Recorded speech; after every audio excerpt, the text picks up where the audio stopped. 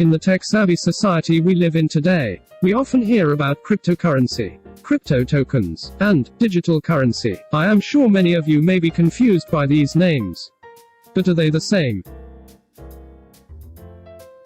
When you give one Bitcoin to Amy, you are assigned it digitally to her. Once signed, the transaction is broadcast from one peer to every other peer in the network.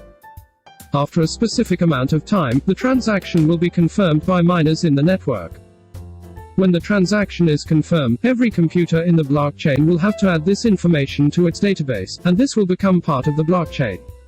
The miners will be rewarded with a small amount of Bitcoin. Anybody can be a miner, if their computer has enough power to do so. Miners will be competing with others to solve a cryptographic puzzle with their computer. After solving the puzzle, the miners can confirm the transaction, and add it to the blockchain. As an incentive, they then receive a small payment in the form of Bitcoin. This is how the legitimacy of the transaction history is maintained. Every time there is a new valid transaction, it will be added into the blockchain. This is how distributed ledger technology is like. It is not controlled by central authority. It is decentralized.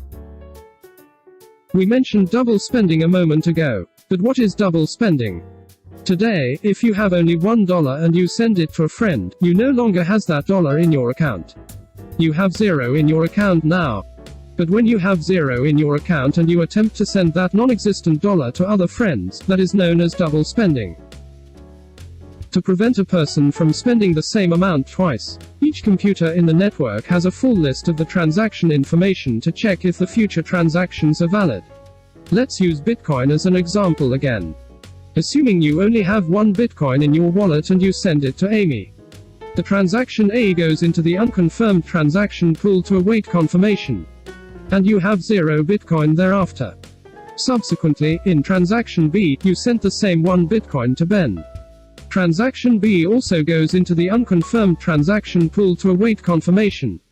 During the confirmation process, the transactions are checked for validity. Transaction A is pulled out of the pool first, it will be valid, and the transaction is added into the blockchain.